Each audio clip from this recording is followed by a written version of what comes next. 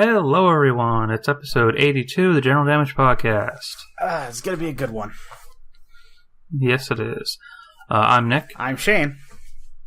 Yeah, and we're sans Will. He's out at the moment. Not up to snuff at the moment, so it's just going to be me and Shane. But we got some stuff to talk about. It's been a very good week. It has. A lot of things dropped. I think more than just the stuff that we were prepping. I think a few more trailers dropped than the one that we're going to talk about. Yeah. I can't remember any of them. I know I watched them. But, yeah. So, yeah, we got some interesting shit to talk about. Yeah. So something funny kind of happened. So, I follow a game on Facebook. Yeah. Called Dreadnought. Okay. I think I talked about it. You know what it's about? Refresh me. It's an air combat game. It's PvP. Okay. But instead of like little jets, you're capital ships. So think Star Destroyers fighting instead of X-Wings. Okay, so a bit slower. Yeah, some of them are a bit slower. I mean, there's different types of ships. There's destroyers. There's the Dreadnought, which is, a big capital ship you can get. There's different classes, different tiers. There's ships that are solely for repairing, all that kind of stuff. I played it at PAX a while back. It was actually pretty cool. The thing that ticked me off, though, was it's only for PC and PS4. All right. So I went to the Facebook page because I saw an advertisement for it in my feed on Facebook. So I went to the Facebook page and I said something along the lines of, "So you're never coming to Xbox, huh?" And then, like 6 hours or so after posting that, they responded saying, "No, we are, we promise. We're things are in the works." Okay, that's a response. So I told them, "Still not coming to Xbox, huh?" And they replied with, "Not this time, but who knows what the future may hold," which is bullshit. Okay. And then I responded with, "Oh man, come on, don't tease. This game is dope and I want to play it." Someone else commented on it. On the thing I wrote, and it says by this other guy, he says, "Dude, they don't really care about PS4 regardless of what they say. I've been around since the beginning and we don't even get redheaded stepchild status." Oof. Which I thought was kind of funny the way he phrased it. But then immediately, Dreadnought responded to this guy and says, "We actually really do, which is why we're created and shared this article in the first place. And it's this huge link and it's about this gigantic patch that's coming to PS4 in the coming weeks." That's pretty sweet. Yeah, which is pretty cool. But it's like, okay, cool, you're coming to PS4, but you're not on Xbox. It's the only thing I have to play current games with. Yeah. Which blows. I mean, you have a PS4, you can probably try it out. I might. But yeah, it was interesting to get a kind of an immediate reply from them. Yeah. I'm not really holding out hope that they'll come to Xbox. But by the time they come to Xbox, either I'll have a better computer, or I'll have a PS4, and I'll just get it then, because that's also free to play. Okay. I mean, yeah. If push comes to shove, something will happen, right? Right. I think it's interesting. I mean, I think it's funny that you got a response from the developers. Well, I probably got a response from some of the marketing people. I don't know if I got a response from the developers. Oh yeah, fair enough. But I mean, you posted the game page, right? And you got something that actually at least semblance to real response. I don't post a lot on games because I didn't get bullshit. Most of the time, haha, yeah, smiley face, and I'm like, that's not a real response. No, it's not. It's a bullshit response. You can tell the difference between the interns who get paid to type something back and someone who actually cares enough to mention something. Yeah. But, I mean, I think it's funny because at least you had a more dignified comment, and then that one guy was just trying to call them out. Not... True. Which, I mean, you always have those type of people. Yeah, I mean, he tried to call him out, and they responded to him as well. So it was interesting. It sucks that they're just all about PS4, because back when they announced the game, I think they said they were coming to Xbox. Yeah. And now they're not. So they probably have a deal with Sony or some shit, which I hate. I hate things like that. That's not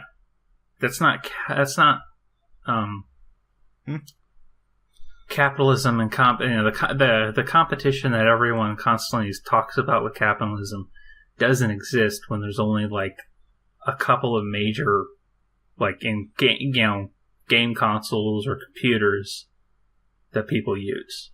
There's no competition. You just make a deal. Yeah. And you stick with it. So, but yeah, if I could get the game, I fucking would in a heartbeat. I mean, excuse me. I thought that was just kind of funny. I mean, it's a lot better than a lot of responses I've gotten. So, yeah. You've written on game pages? Once or twice. Not game pages per se, but like company sites and stuff. And actually even some personal sites that are semi-company. It's just like, sometimes you get responses. They're not all that great. So yeah, they're just, sometimes you just really get people... ingenuous. Is that the word? Yeah. It's kind of like a pat in the head. Pretty much. Yeah.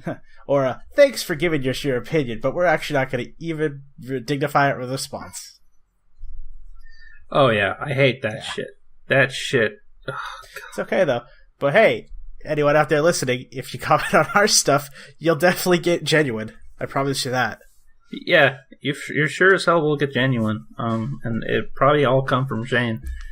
Pretty much. Unless it's literally directed at one of the other two. Yeah. I mean, if it's directed at the other two, then fine. But if you're trying to be hostile, then we're not going to respond. Oh, yeah. By the way, I just scrolled past something on Facebook, and it reminded me. Did you hear about Mark Ruffalo? No. Mark Ruffalo accidentally live streamed the first 15 minutes of the Thor premiere. Oh, yeah. But it wasn't what you think, because it was just his phone was on in his pocket. Yeah, I saw... Did I mention Did you that see Tom Holland's response? No, I did not. Tom Holland tweeted at Marvel, and he goes, "Now that I'm not the worst secret keeper in the Avengers, can I please get my script?" Oh. Yeah, because I heard they're just feeding him lines. Yeah. On the set of Avengers because he keeps blabbing a bit too much. What they have to do is, I think Benedict Cumberbatch is like his babysitter, basically.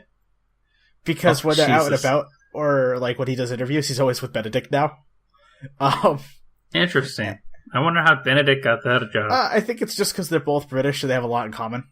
They seem to have, like, maybe that, and there might be, like, a lot of scenes with them together. Doctor Strange is the master of New York sanctum, and, that's, Spider-Man doesn't really get around the world like the rest of them. But anyways, I just thought that was funny. Man. And I if I was Tom Holland, I'd be pretty pissed too. Yeah, same. Apparently I read this. There's like Marvel Facts thing I follow on Instagram, which is now just apparently giving news. They're not giving facts anymore. Okay. It's like a couple weeks ago I found out that the Deadpool 2 wrapped shooting. Sweet. Yeah, and they said something along the lines of, the last news I saw was apparently the next Spider-Man movie will take place 4 months, or I think it'll take place 4 months after Avengers 4, and will come out 4 months after it. All right. Or a couple months after Avengers 4. But yeah, 4 months after everything happens in Avengers 4, which will be the last one. That makes sense, though. Because if they want to spill... Like, actually, it'd be really cost efficient, because you just keep Tom Holland around after shooting. And you literally just go straight to producing Spider-Man. Well, I mean, they shot both 1 and 2 back to back. Yeah. I think they're done. I think they're done with shooting Avengers. So right now everything's post. Alright. So I think Colin has a bit of a break, at least from doing Marvel stuff. Well, we'll have to see what comes up next. I mean, speaking of next, though, I mean, we saw the Black Panther trailer. Yeah, but I liked it a lot for some reason. The first trailer, I appreciated it a lot more. Okay. But yeah, this one was really cool. We saw a lot more of the world. We saw what Wakanda's going to be like. Yeah, we saw what Wakanda was going to be like. Michael B. Jordan apparently got fucking ripped for this role. I don't think he's ever been that big in his life. You're right, actually, because I was thinking about that the other day. Because I was like, man, that's definitely not from Fantastic Four. It's not from any of this shit. I mean, he's always been kind of, I don't want to say like skinny, but he's always been kind of lean. Yeah, no, definitely. I mean, he definitely looks like a villain in this movie. Yeah, he wasn't even that big in Creed. Oh, that's right, he was in Creed. Yeah, he played Creed's son. I really liked the trailer. I think it did a lot to showcase some cool moments without giving away the whole movie. Granted, if you read the comics, you know what the movie's basically about. And anyone who actually pays attention to like product stuff, like if anyone was like, "Oh, but the suit was supposed to be a surprise," it's like, no, it's not. Someone revealed the bad guy toy like 6 months ago, and it's it's basically a gold Black Panther. That's not bad. It's not even really it's actually not even really a panther design on the armor. It's more like a jaguar, I think, or a leopard. And I mean, come on, like it's honestly, I'll take that over something like Ironmonger or Whiplash. Oh yeah, for sure. Well, I mean, it is kind of, I guess you could say it's the same bones as Chikala's, as the Black Panther. As Chikala. I'm trying to remember Black Panther, Chikala, his name.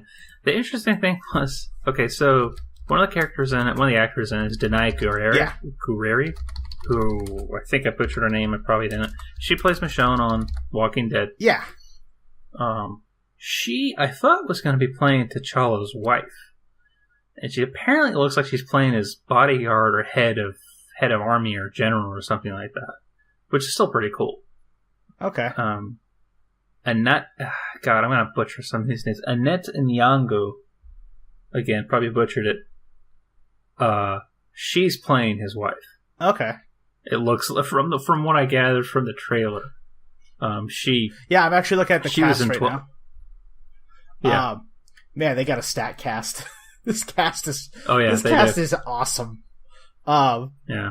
I gotta say though, my favorite character so far, I think, is the one being played by. I'm trying to find I'm looking at IMDb, so I'm trying to find it real quick. Right. I think it's Donna Guria. I think she plays. It's Denai Guerrero. Yeah, she plays.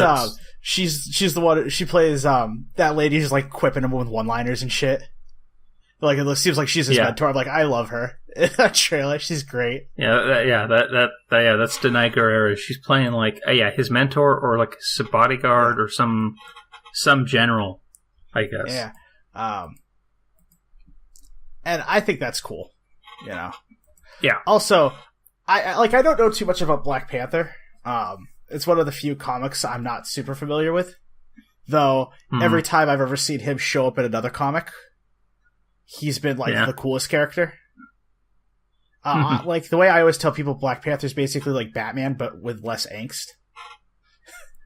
True. Because he has a similar backstory to Bruce Wayne, and he has a similar upbringing in a sense. The only difference is Bruce Wayne, depending on the storyline, basically disappears and trains with Ra's al Ghul for like most of his life, which makes you into kind of an angsty jerk. Yeah, whereas T'Challa is the prince, or now king. The interesting thing, again, going back to that Instagram thing, the Marvel Facts. So there's something I read about that one, which is Black Panther is the richest superhero. You told me that before. I think, whereas Tony Stark is $12 billion and Bruce Wayne's $9 billion, T'Challa's like 90 trillion. I mean, did you see his kingdom? Oh yeah. Well, it's just not the kingdom; it's the tech. Yeah. I mean, they're basically 50 years advanced beyond anyone else. What was it? Someone once said that Wakanda as a nation is apparently, like, the way they Marvel tried to tell the story is that it's the world's best kept secret. Yeah. And that's pretty awesome. Also, can I just say that I think Killmonger is the greatest name for a villain? Because that's Michael B. Jordan's character's name, Eric Killmonger. Oh, Jesus. And that is I mean, that's a bit on the nose for a villain. But that's such a great name. Like, it's a pretty cool name. And also, I love that there's the one scene with him and Andy Serkis, and they're staring at the museum. I thought that was, like, I don't know what's going on in that scene, but the way they presented the shot with the panning and then the cut, it was really cool to see them just staring at, like, the art. Yeah. Refined villains are always interesting. Yeah, it's going to be an interesting movie for sure. February, it's coming. Yeah. So that'll be cool to see what happens with that movie. And I'm wondering if they'll make Black Panther lead straight into Avengers, which I hope, and I hope they don't fully make it just like the prequel to Avengers. Yeah. Because I want it to be its own thing. I want to watch that movie on its own and not, have, a big chunk missing because 60-some other characters aren't in it. Yeah, that would be obnoxious. So, it would be very obnoxious. Well, the cool thing, though, is, I don't want to get too ahead of myself with this movie, but Black Panther definitely seems like the culmination so far of what they've been attempting to do with the solo films. Like, obviously, the big angle for the Marvel Cinematic Universe is it's always been the Avengers, right? It's having all these people in one spot and shooting an amazing movie. But at the same time, there's a lot of stuff that they've been obviously working at to get every person's individual movies right. And so far, it looks like Black Panther, next to Spider-Man anyways, seems to be like the top of, their ability to do that now.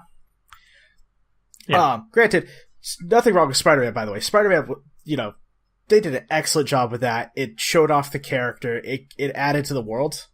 Yeah, and the fact that they're not doing origin stories like they used to. Well, his origin story is in fucking Civil War. Yeah. A little bit. I mean, technically he was always the Black Panther. Yeah, but technically, he was the Black Panther before the incident. Yeah. But, I think this one's going to be more about, his dad died, now he has to be a king. Well, that's going to be what this one's about. And that's going to be cool to see. He's very interesting in that way. But, so far the shots, a lot of the action sequences they did show off, definitely showed off what makes Black Panther cool. And you definitely need that. Yeah. I wonder if they redid the suit, because... And I'm speaking literally in when they're filming it, because apparently that suit was so constrictive in Civil War that they can only shoot a couple of they can only shoot a minute or two, otherwise the stunt double in it would be short of breath because it was just so fucking tight. By the way, just in case we didn't pronounce it right the first time, it's T'Challa. T'Challa. Which, by the way, apologize if anyone's oh, what the hell? It's these names, not common.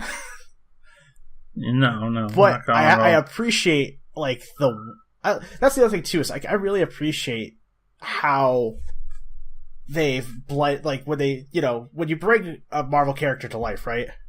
You have to blend it with reality in some way. It has to, and, they did a good job with the first Iron Man. Because that was pretty easy to blend into modern times. But, Wakanda is probably the most fictional setting so far. True. Was Sokovia... I mean, that was from the comics, right? I think so. And granted, by the way, I'm not talking about the outer space stuff with Guardians of the Galaxy. I mean, that's all cool, obviously made. But, Wakanda, even though it's, you're like 50 years ahead of us, right? Technology wise, the way they've blended the costumes and with the special effects and like the people there, it's just it felt good. Like I saw it and I was like, man, this place looks badass in all aspects. Yeah, the costume design I think is on par. It looks really good. And by the way, if you haven't seen the trailer, you need to see the trailer. Fuck it. Yeah, go to our Facebook page. It's linked there. I love it when she's like, "Don't freeze," and he's like, "I never freeze." And they jumps out of the plane, or the jet. He jumps out of the plane, and I think he's going after poachers, probably, or people intruding on Wakanda land. It's good. Yeah, I wonder if Martin Freeman is going to have a bigger role in this film. I think what they're doing is they're using Martin Freeman as. Like, I think he's going to have a slightly bigger role, and I think his role is going to be a lot more important when Infinity War happens. Yeah. Because you need to have that one person who's anchored in the civilian reality. Yeah, well, he's definitely going to be the audience. Yeah. In this film. He's going to be the audience. I just can't wait to see... If he's even allowed to come with Wakanda. I just can't wait to see him on the screen with Benedict Cumberbatch again. Yeah, that'll be interesting. Oh yeah, considering that Martin Freeman's now playing, like, what is it, like a stuffy government agent? Yeah, he's playing some agent, and Doctor Strange, Benedict Cumberbatch is playing Doctor Strange, who was technically really a doctor, and they're both American. I think the best part, though, is they're playing, like, it's the same kind of roles they were playing when they did Sherlock, which is like, a little Martin bit, Freeman's still the by the books type of guy, and Cumberbatch is going to be playing the guy who breaks all the rules. And I still think the first season of Sherlock is probably the better season. I haven't seen much of the other ones. I wasn't that big on it. Yeah, but I mean, I still think two excellent actors by themselves, and then of course, Marvel's got like the best. They got the fucking A-team of actors. They've got such a solid crew.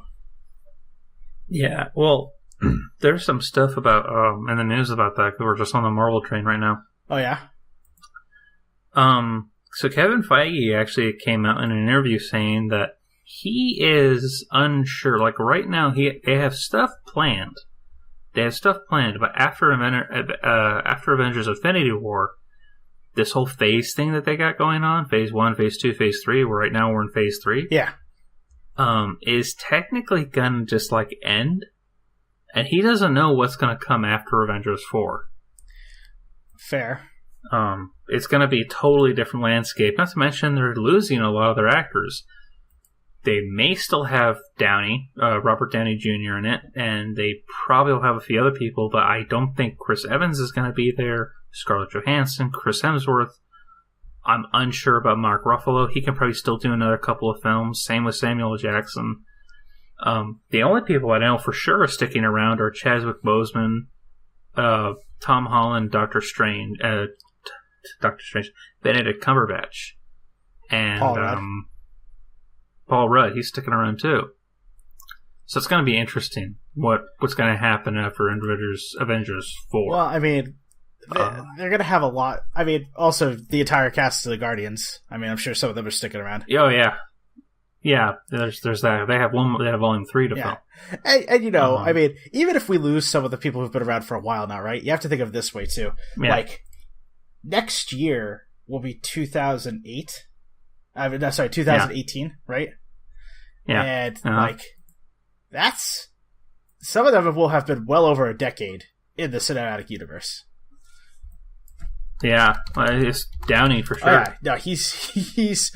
Let's see, Iron Man. Yeah, it came out in 2008. He'll have hit the 10-year mark. Yeah. Like, I don't expect him to be around after that. That's fucking so much.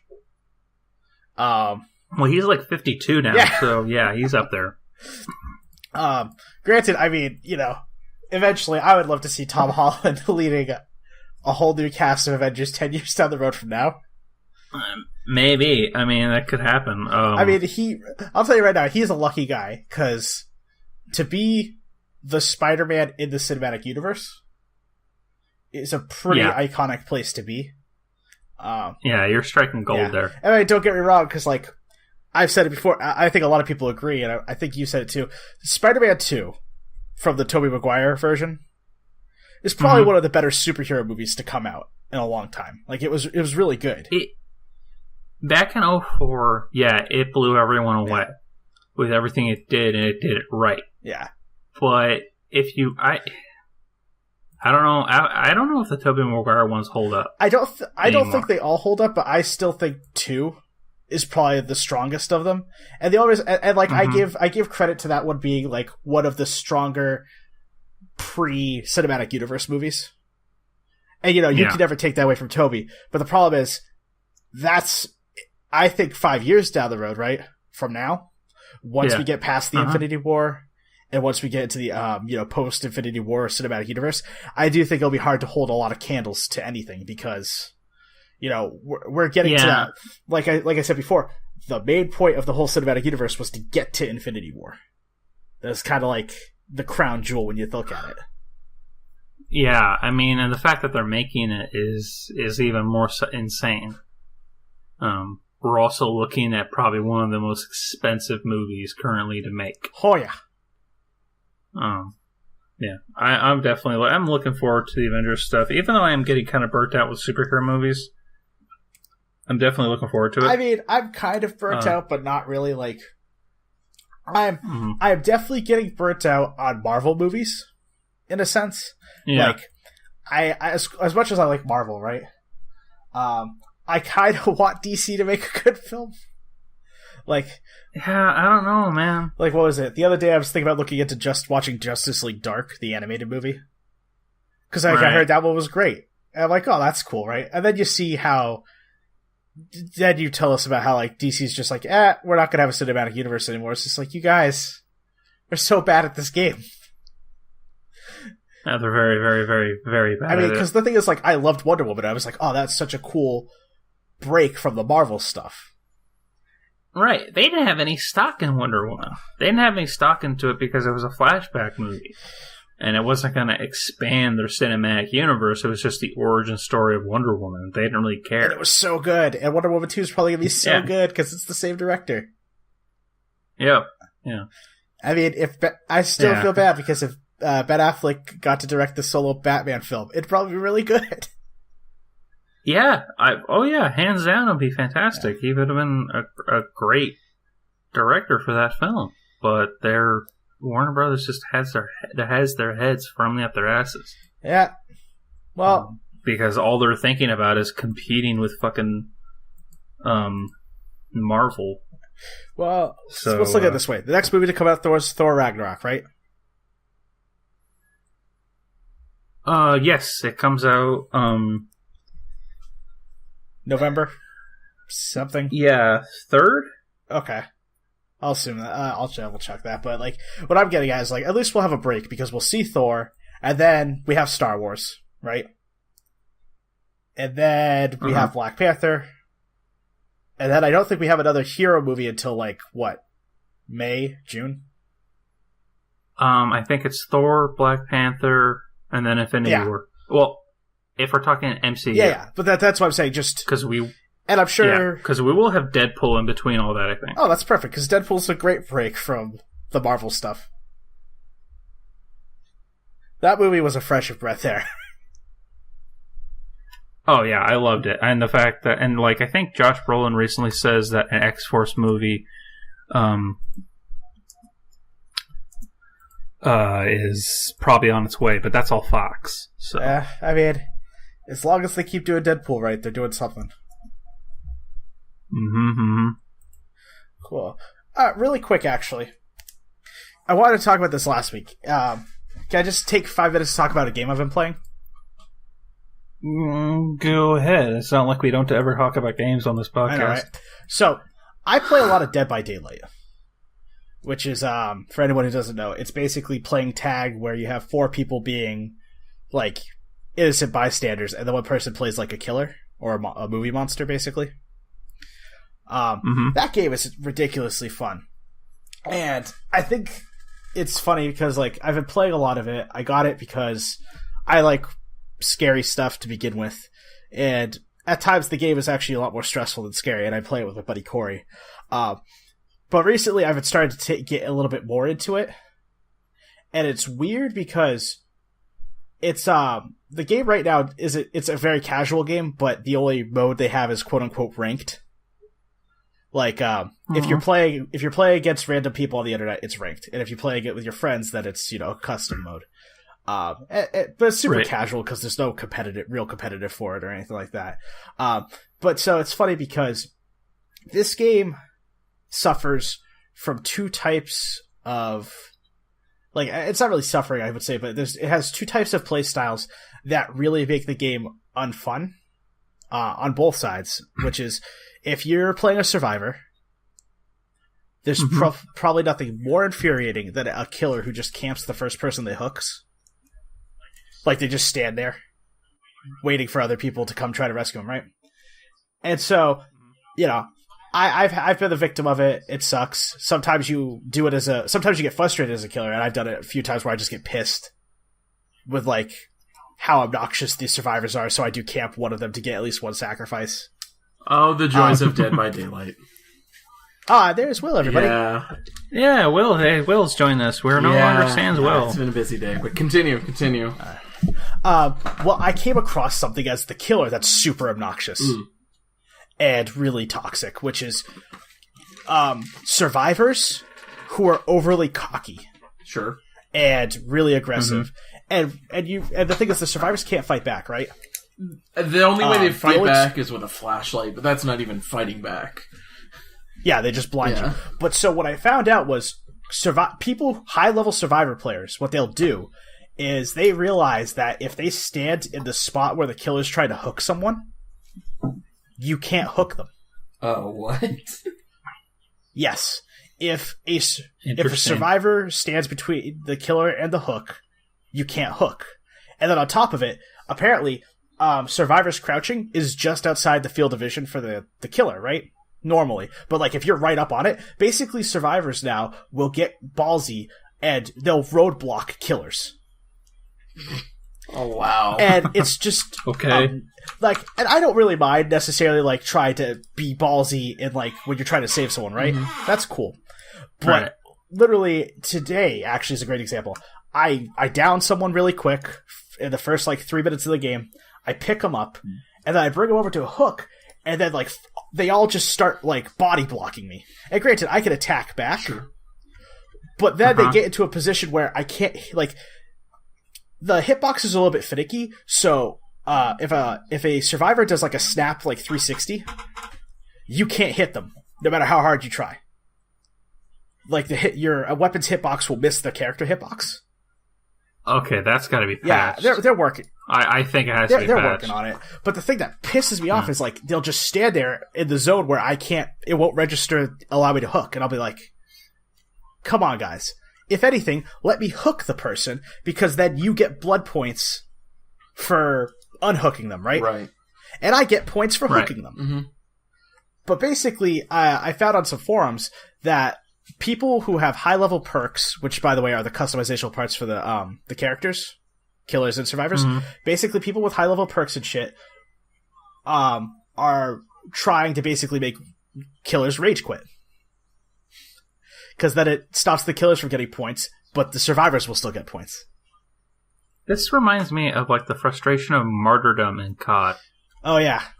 Yeah, everyone had that dumb perk that basically was just drop a grenade after you're dead, and it pissed everyone off. They got rid of it in later games. Well, I mean, the perks don't necessarily mess you up a lot. The perks are actually pretty fair in this game, but the thing is, it's them using if it's 4 high level players and then 1 low level killer, the killer's not going to be able to do shit. Right. That's the only thing about the game that kind of bugs me. Is they don't really have dedicated servers, and their matchmaking is shit. Yeah, it is. But it is still a fun game. Some games are pain in the ass. But that's the thing that gets me, is it's trying to make a person quit is really dickish. Especially That's beyond dickish. Like the thing is, it's like, okay, it's cool that you guys can outsmart the killer, and I've been out fucking played like no one's business by like a bunch of 4-mans, and that's cool, right? Because they work as a team, they have all the stuff, and I want to do that with my friends eventually. Yeah. But it's a whole different game when I'm literally getting like crouch blocked, and like they're fucking. Oh, by the way, the other thing they'll do, every person will have a flashlight, and they'll chain blind you. Yeah, like they'll group blind you and shit. And granted, sometimes you can kill someone, you can get down someone mid being blinded. But it's just infuriating because it's like, yo. It sounds infuriating. Yeah. Like, judging by the tone of your voice, it sounds infuriating. Also, you could tell the people who are genuinely just good versus the people who are just trying to be an asshole because they'll crouch. There's no taunting in the game. The only thing you can do is basically crouch taunt, which is you just spam crouch as fast as you can. And it's like crouch. It's taunt. Basically it's like you would call it teabagging, but there's no dead body to teabag. Also, right. I get what you're saying. Maybe you're servicing them, Felicia. I don't know. Also, there's another unsportsman thing that obnoxious, try-hardy survivors will do is as you pick them up, they will quit. Because if they quit, they get to keep their items and add-ons. Oh, yeah. And sometimes when they do that, they glitch out the killer and he can't move for like a minute. No, that's a fucking crime. You need a $500 like ticket for that or some shit. I'm hoping if anything, what I've been saying for a while, and I might go on the forums and just say something to the Dead by the Daylight crew is just like, hey, for killers, if they're camping, right? If a killer stands motionless next to a hooked survivor for more than like 15 seconds, they start to lose blood points that they've accrued. Because that's the current... The killer? Yeah, the killer, for camping, right? Okay. And then for the survivors, I think, honestly, survivors should get a huge penalty for quitting. Or they shouldn't get their items or add-ons. Oh yeah, they should lose every bit of progress and their items if they quit in the mid-game. Or at least go down like a rank, because it's like a 20 through 1 rank system. Yeah, maybe. Or something with that. I mean, they should definitely put... Because that just sounds like trolling. I mean, granted, these guys, the game's fun. It's an awesome... I recommend it, especially like horror games and stuff. The thing that sucks, though, is it's just right now, it's without dedicated servers and like a real heavy player support... They can't really do much to punish except just, hear the words and patch. But the big thing is, like, they are consistent about trying to make the game fair. Like, they realized about 6 months ago that the survivors were winning, like, 90% of the games. So they implemented Bloodlust as a chase mechanic, so that way the survivors, the killers eventually, after chasing someone infinitely, will basically catch up to them, always. And that was a good way to fix the problem, and I'm sure there are fixes for this. Mm-hmm. But man, oh man, the stuff that you can abuse right now, it's kind of obnoxious. Like, need to fix it. I mean, the only other thing that really sucks, and this is just more about the game itself, is that a lot of people will play certain survivors because the types of clothes, the types of outfits they get are like near all black. Oh yeah, I've heard of this. And then they just fucking, and then basically they spend tokens to like make the fog the in-game fog like extra thick, and then you just can't see shit. Mm-hmm. And like, I don't think that's necessarily a bad strat, but I do think it's kind of obnoxious when all 4 people do it. Yeah, and it's just kind of like there's got to be something more. There's got to be a way to work around that. I mean, because cosmetics shouldn't necessarily be that much of a factor. No, not in a game like that. I find it's interesting that this game is built by a small developer that they are, and I know they have some monsters or killers, whatever you want to call them, that are licensed. Like they have like Michael Myers as a killer. Yep, he is called the Shape. A killer skin. The Shape? Oh, they don't call him Michael Myers? No, I don't think they could do that. But what they do is, it's basically, they had the Halloween chapter. Mm-hmm. It's Michael Myers, and the new survivor was Laurie Strode, who was his sister. Yep. Okay. And then they had the cannibal, who is Leatherface. Yep. And the latest one they teased is they got the rights to Freddy Krueger. Which is cool. Oh, that's cool. I think they're going to call him the Nightmare. Makes sense. Freddy should have taunts. Like, if anything, he should have taunts or something like that like, digs at they digs at made the players. one of the monster or one of the killers you can be is a scientist, and he can, I think, lay traps or something. He can cause no. So what that asshole does? I'm sorry. He's a fucked up. He's a brutal killer. He's the scariest character in the game. Yeah. He has two modes. He has attack mode, and then he has shock therapy. Yeah. And while he's in shock therapy, he can't attack, but he has an AoE shock attack that applies madness to a player. Yeah. Madness will cause players to scream randomly unless they snap out of it. Yep. However, after madness tier 2, you can't come back down from it. And then you start to hallucinate, and you'll see random images of him pop up. They don't move, but you see them.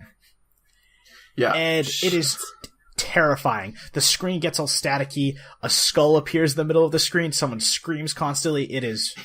He is terrifying because shock therapy can hit you through walls. That's what exactly. Freddy needs Like, to I think be.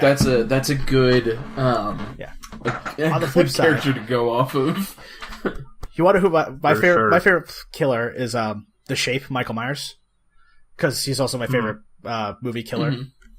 And his ability is great because he's designed to stalk other players. He has a really small terror radius at the start, which means basically you can't hear the heartbeat until he's like right up on you. Yeah, that thing is fucking crazy. Yeah, and his power is called Evil Within. And what happens is you slow down, but when you look, you can see people in the distance. They're highlighted. And if you stare at a survivor long enough, you build up Evil Within. There's 3 levels. And at Evil Within 2, you get a little bit faster. And at Evil Within 3, you have your full terror radius, but any attack you do puts someone in the dying state automatically. And you have the farthest lunge in the game. That's cool. It's great because you could be off in the distance just staring at someone building up points and they wouldn't even notice. And then this is kind of shitty. I've done this to a few people to scare them. There's a perk called Insidious, which is if you stand still long enough, you go invisible to the players. Right. And then I'll just go invisible and wait for someone to walk up, and then I'll just stalk them until I hit level 3, and then I come out invisible and I just railroad them. Whatever works. I mean, man. it's funny because sometimes you can tell when someone's not expecting it because they just freak the fuck out and like run into a wall. But yeah, I've been playing a lot of that, especially since it's Halloween. Also, they had a big Halloween update. It's definitely one of the more like I actually think it's a better game than the Friday the 13th game. Like, by leaps and bounds, and it's funny. Like when you look at it, it's like. Yeah, Shane, you're complaining about all the right things. Like those are major issues, and I think they've been there since kind of the creation of the game. It's people are now exploiting it a lot more. But like it's funny, like looking at how similar and different those two games are, and how much more enjoyable I think Dead by Daylight is. Than the Friday the 13th game, or it's Dead by Daylight, right? I'm saying the right, Dead by Daylight. And I think it's because 9 times out of 10 in Friday the 13th game, you're gonna lose. Like it's just, you're fucking going to lose to Jason. That's the end of the game. Good luck. Have fun. Oh yeah, it's very one-sided. Jason's too overpowered. And I think Dead by Daylight does it right where you do have some bonker killers like the Mad Scientist, but you also have some killers that are just good, but like the survivors can win. A whole 4-man can win. A full 4-man can also lose. You can also be the last survivor and escape through the trapdoor. Like it's a fair game. I think that's cool. So with Michael Myers, who's my best killer right now. He's fully kitted out. Yeah. I've taken out 4 fully kitted survivors with him in one game. Yeah, it just takes knowing the killer. On the flip side, the big thing about the game is if you're going to be the survivors is just if you're a 4-man, you have the odds already greatly tipped in your favor. Because you can communicate. That's the huge thing. Yeah. And it's a good game. I think the thing that really, like you said, Will, the problems have always been there, right? It is one of those games where it's not scary once you get good at it. It's just more stress than anything. Yeah.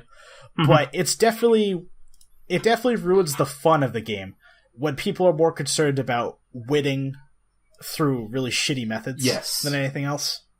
I can kind of forgive campers at times because, like I said, some people just rage camp, like they just get pissed. I did that to someone today because this one asshole with a flashlight was there at every corner somehow to blind me. And so when I finally downed him, I just camped him because I was like, I hate him. I hate him and his stupid flashlight. But when you do it, when you can tell when someone does it every game. Yeah. And ultimately, if someone camps, you can punish them because it's like, okay, we just sacrifice our friend. We'll go open up all the generators. Fuck you. But when you're trying to make someone quit, it just rubs you the wrong way. Yeah, that's not a good way. They really need to fix that shit. But yeah, I've never played the game. I mean, I've seen it played. It looks pretty cool. It's definitely fun to watch. I think the problem with it, the Friday 13th game had was, one, I think it was a server issue, but the other problem was it was just a horrible mixed balance between campers and Jason. On top of which, the budget for, that game had a Kickstarter, and most of that Kickstarter budget-wise was for the licensing of Jason. And they got like all the Jasons, like they got a ton of the Jasons in that movie, in that game. Even before he had the hockey mask. And they also got like an actual visual effects creator to make the deaths.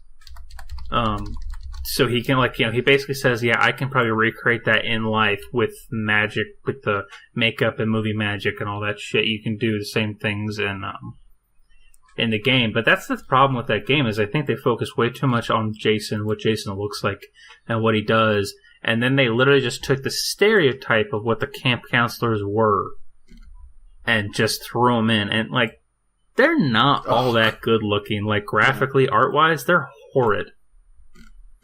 Especially when they scream. It's like no one's mouth is that big except Julia Roberts, and forget her anyway.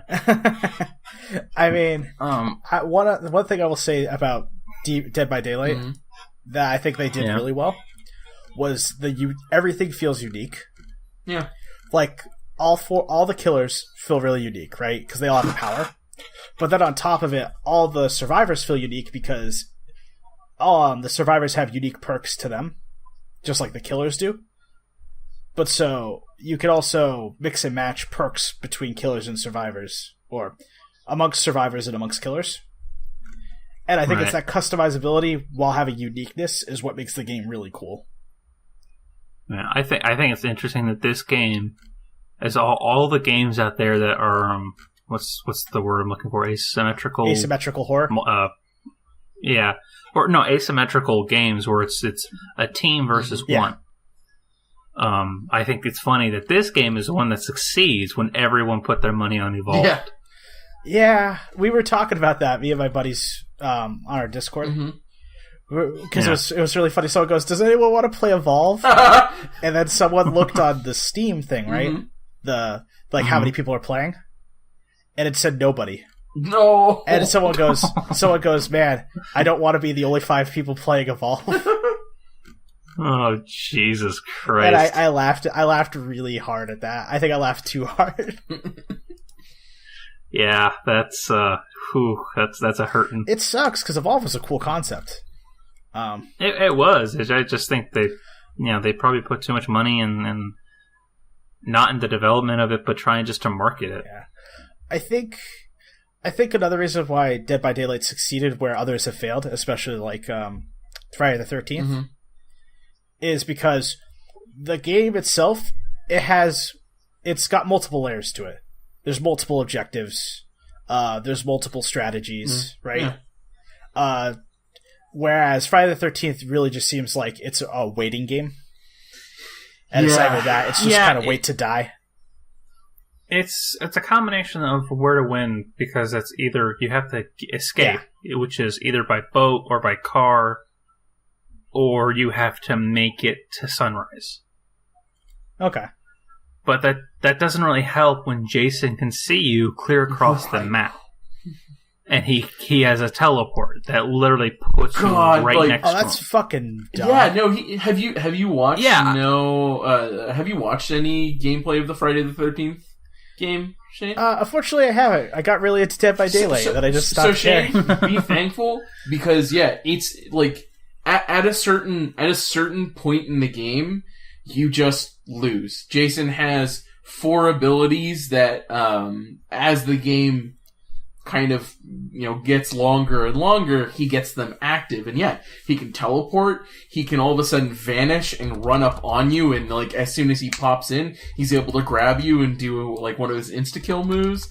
It is clearly an imbalanced game where Jason just fucking wins. And so it becomes less of trying to complete the objectives as opposed to, all right, be the first person to find the cops, call them, and fucking wait out the rest of the game, and then just everybody mob that point.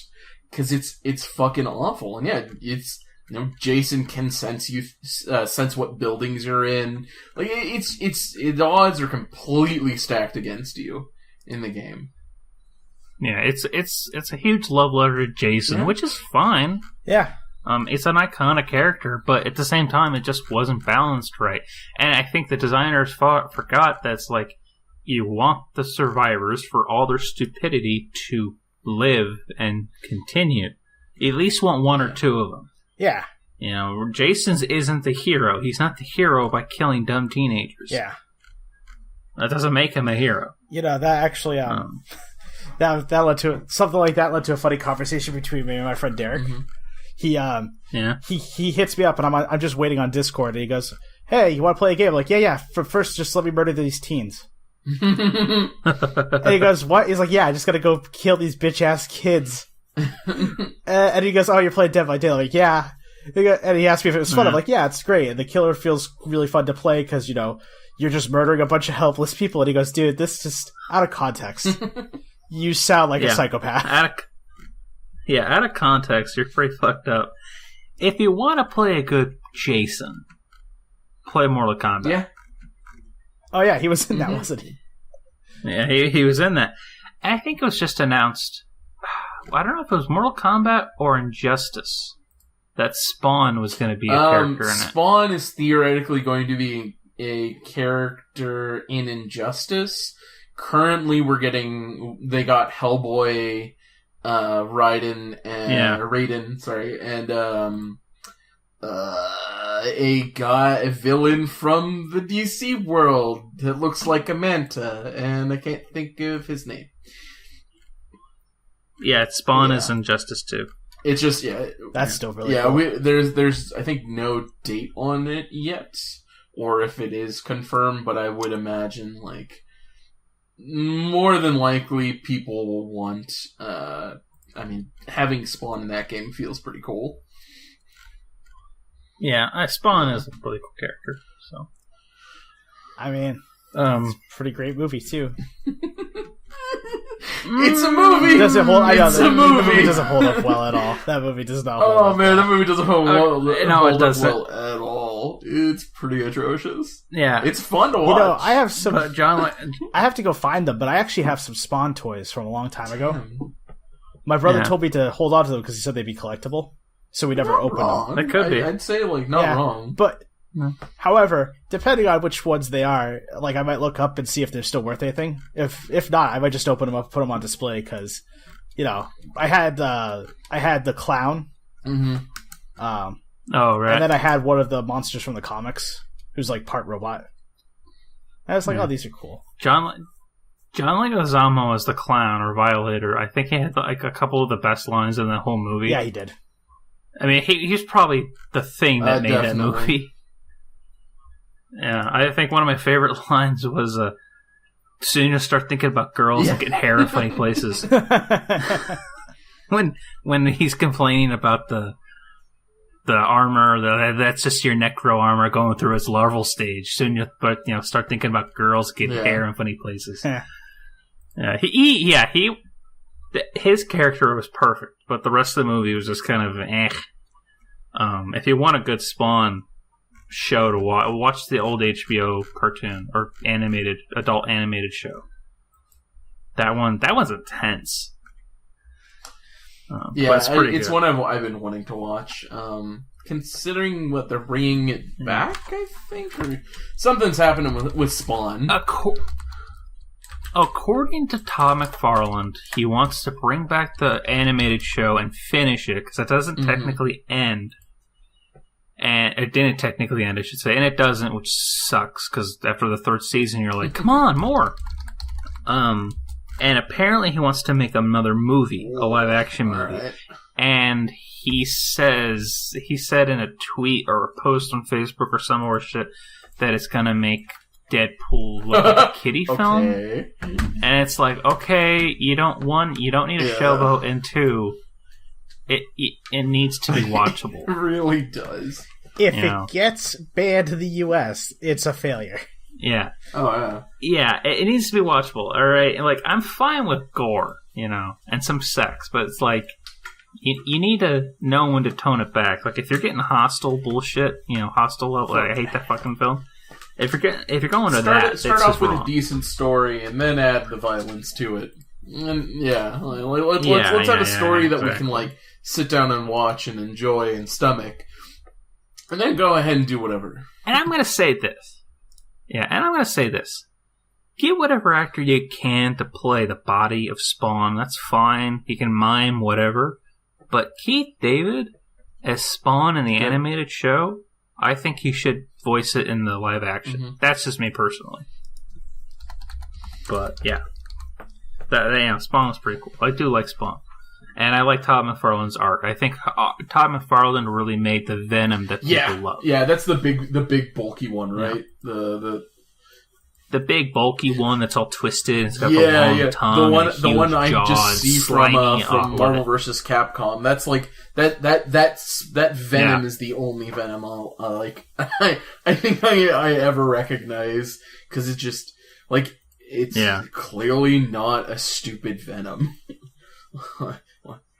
Yeah, it's not played by Topher Grace. It's designed to be menacing, and the character is intelligent beyond fuck.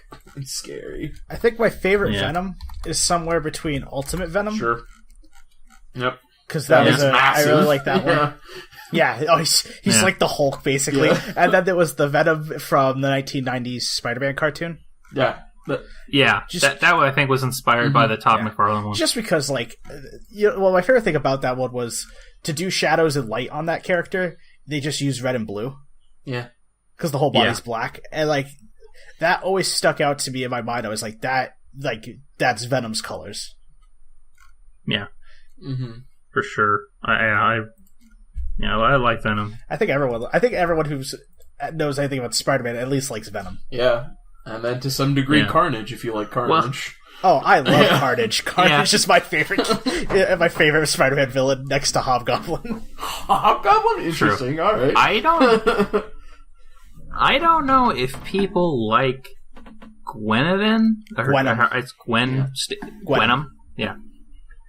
Or if they just like the girls that are cosplaying. I actually like the design for Gwenom. I think it actually looks like it's terrifying that that's the mouth comics or something. Cool. I've read a few of the Gwenom comics online. It's really cool. Yeah, it's an interesting story. Okay. Like, I think the whole Spider-Gwen universe is a great way to like build on a story that you already know with fresh characters. Because they were just like, what if Gwen was Spider-Man, the Spider-Person? You're like, well, that's actually really cool. Show me more. Well, they've started, it's funny, like, both Marvel and DC are doing that. Marvel's kind of next roundup is, what if people had access to the Phoenix powers? And it's, the Phoenix Rebirth series. So yeah, they're like, they've done a few designs of other characters if they had the Phoenix abilities. Looks terrifying. Looks as terrifying as the Venom ones. Oh yeah.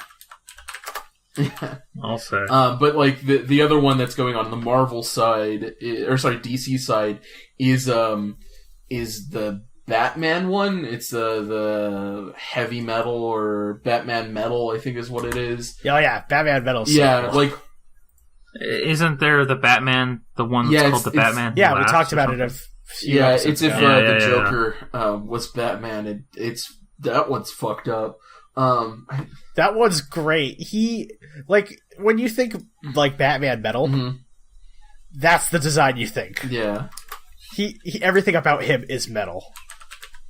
Like so there's that. I think there's a Green Lantern and a Flash that are Batman. I think Darkseid is one of them as well. I know there's like one that's massive, like it's a massive looking Batman. No, it's a Batman who has Flash's powers. It's a Batman who has Green Lantern abilities, a lantern ring. Yeah, there's a Batwoman who's basically a pirate who is. I like the design. Who's Aquaman? Oh yeah, she has a trident, which is Aquaman's logo. I was like, all right, cool. Yeah, it's basically if Batman took being the Justice League into his own hands. Or if these other people, who have these initial abilities, took on the role of Batman. Like Batman was dead and they needed that slot still there, and their own job. All of these Batmen, they are all evil. Right, they're all villains. Yeah. By the way, it is not Darkseid. I think it's Apocalypse. Yeah. Either way, the Devastator is his name. It's Doomsday. That's what it is. Thank you. It's Batman and Doomsday genetically engineered. Yeah. No, that thing. If you've not seen it, it's like Batman the size of Hulk with like spikes coming off of him. Oh, by the way, fucking is great looking. By the way, the female Batman, her name is the Drowned. The Drowned? God damn. The Drowned. Yeah, no, these names are great. There's the Murder Machine.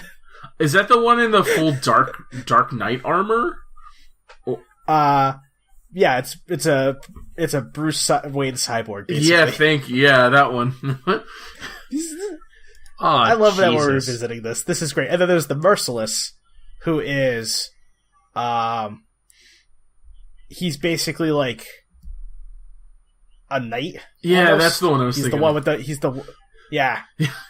And it's super cool looking. Basically he's powered by Ares' power. The god of war. Jesus. Yeah. No, these are... Oh, wait. The Green Lantern one's name is Dawnbreaker.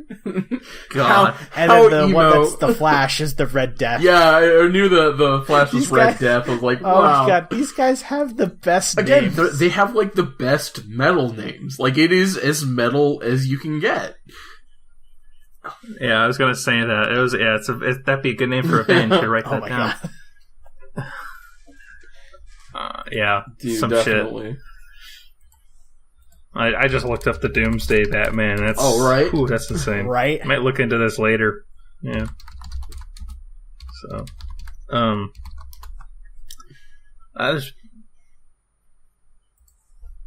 if there's one thing I would like to talk about, I don't know if you got anything to talk about. It's been a crazy day, so don't even worry about me. Fair enough. Yeah. So EA closed Visceral Games. Still can't get over God, that. I can't believe that. It just seems I so can stupid. and I can't. It just... Yeah. Okay, Visceral did so much for EA. Yeah? Yeah, they did. I'm looking at their catalog. They played a game I played the hell out of when I was a kid called Future Cop. You're basically in a mech. Oh, really? Yeah, they made that. They made a few NASCAR games and Tiger Woods games. That's when they were as EA Redwood Shores. They made the Lord of the Rings Return of the King, and if that's the one I'm thinking of, it's another good game. It's actually probably one of the few good movie tie-in games. Yeah, it is. James Bond, 007, Everything or Nothing. I don't think I've heard of that one. I remember it. I don't remember really enjoying it. Yeah, there's a few. They made a few James Bond games. They did The Godfather. That I don't think were great. Yeah, they did The Godfather. And Godfather 2. Both Godfather games. Yeah, both Godfather games. which were pretty good. Oh my god, they made Road Rash. Yeah. Road Rash Jailbreak, yeah. Holy shit. Yeah. Shit. Yeah, and as Visceral Games, they made Dead Space, Dante's Inferno, The Sims 3, Dead Space 2 and 3, and Battlefield 3 Endgame. And then they did Army of Two, The Devil's Cartel. Oh, I guess that was the sequel? Yeah. Okay. Yeah. And the last one they worked on was Battlefield Hardline, but that they were one developer of many in that game. I mean, these are still a lot of hits. Mm-hmm. They were hits. Yeah. I mean, even the Tiger Woods games. People love them. Those were popular games. Before he cheated on his wife, yeah. Like, shit. That's weird. It's just, I don't understand why they would just completely dissolve Visceral. Well, they're dissolving Visceral. They're not laying anyone off. Yeah, but it's... That's the only good thing about it. But at the same time, Visceral hasn't done much in a long while. The thing that I don't like, and apparently I read this recently, or I saw this recently. So they're taking what was Star Wars 13. Okay. Say the name right. Yeah. Star Wars 13. And they're going to apparently totally redesign it.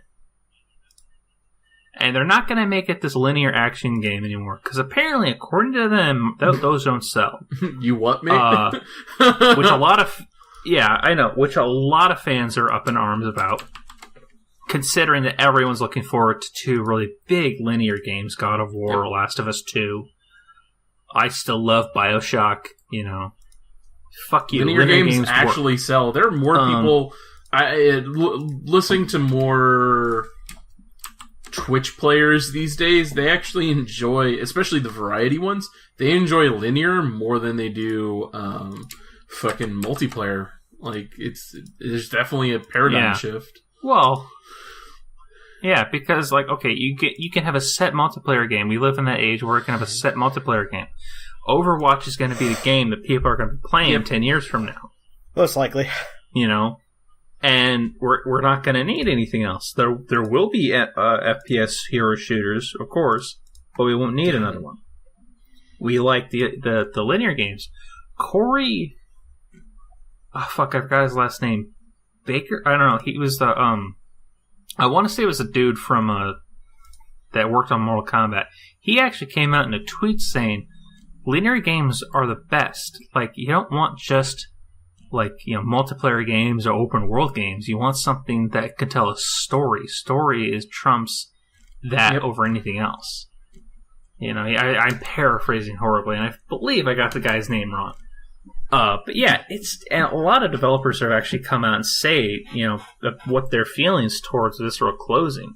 It was not a good move on EA for doing it. It's also...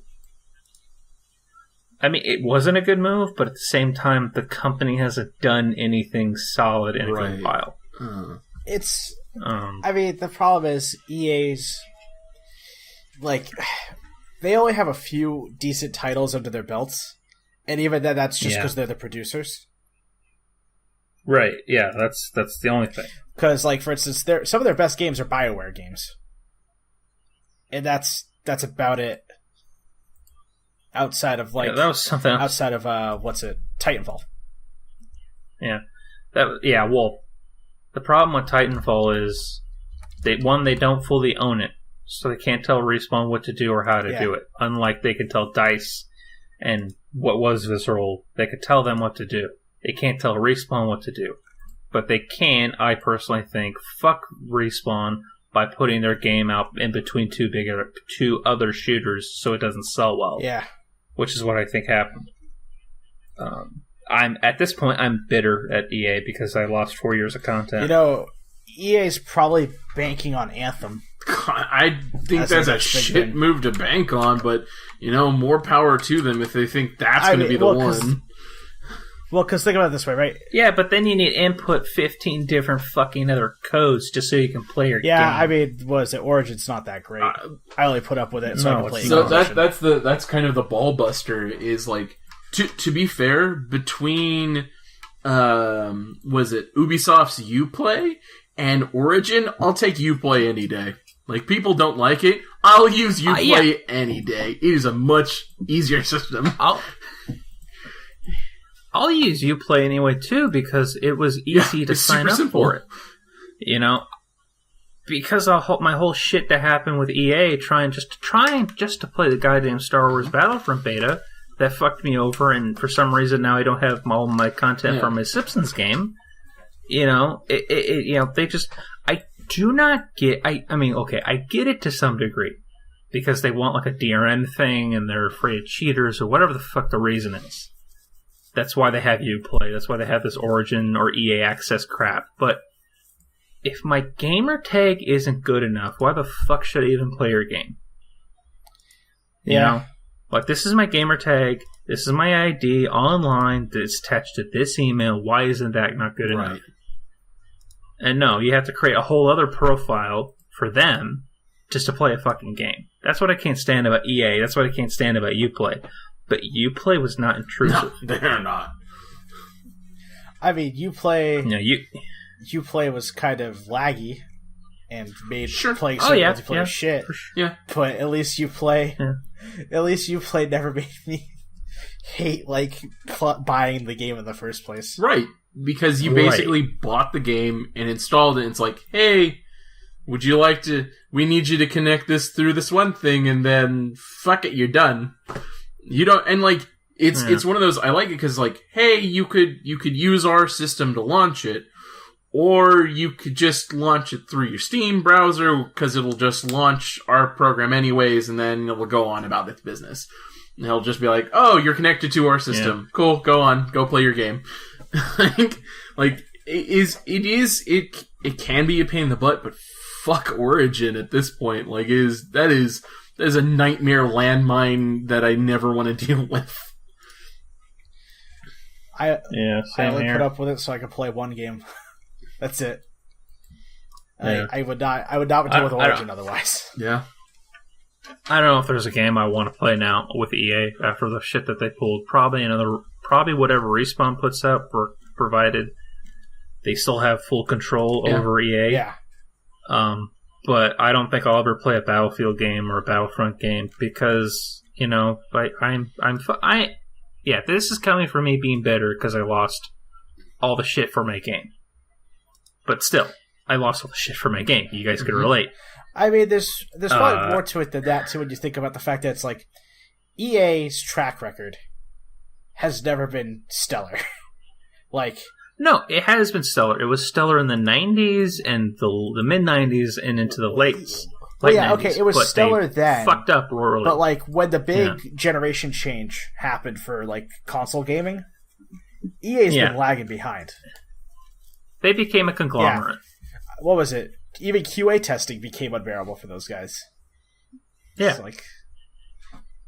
It's just... It sucks. I mean, they call Dead Space a commercial failure. That is the stupidest statement you could ever release. I know.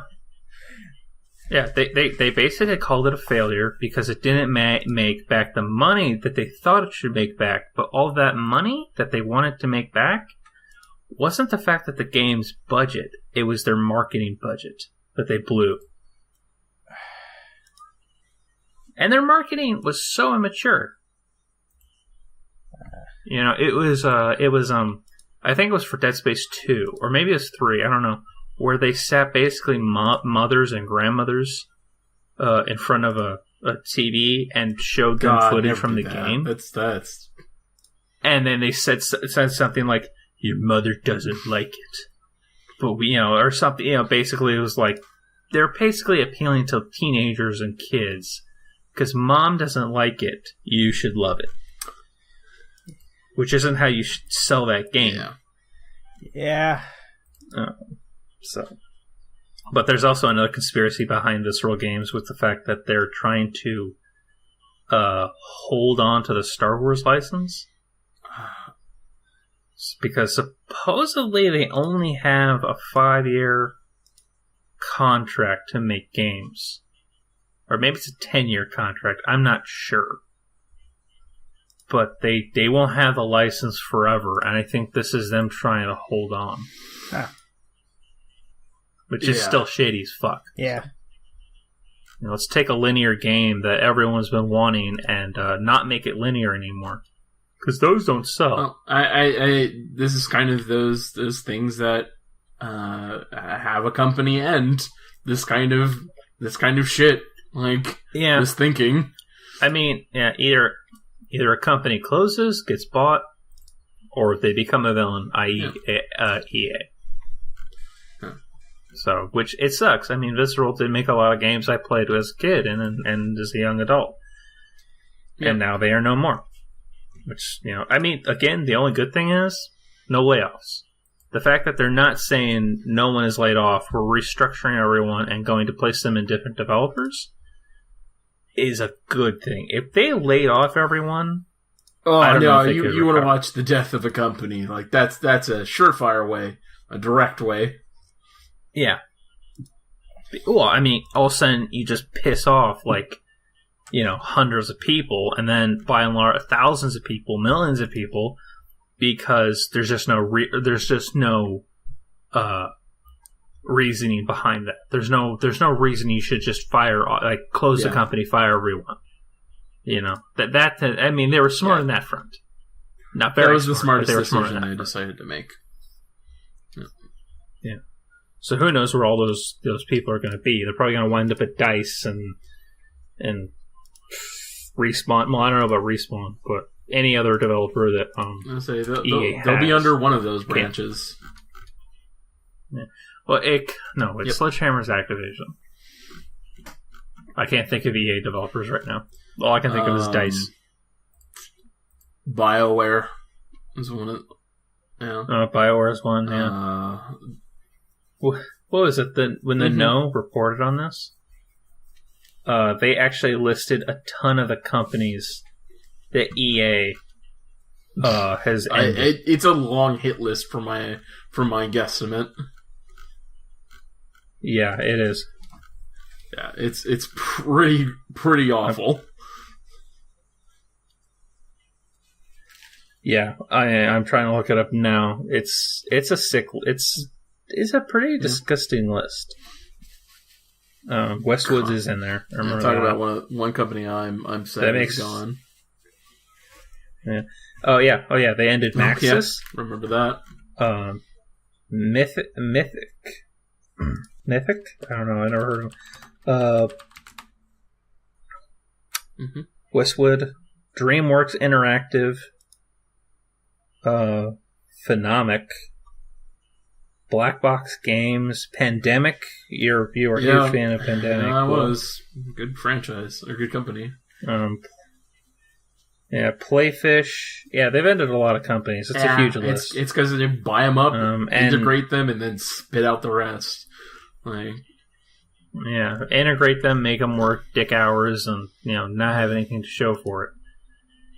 It's bullshit. It's upsetting. It is upsetting. I mean, I'm trying to see a bright side here and there, but it's still upsetting. I don't think it's worth it. I don't think it's worth it to look at the bright side. No, it's not.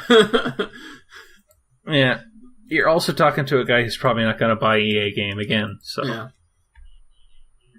An EA game again. I can't talk. It's all good. Yeah. Alright.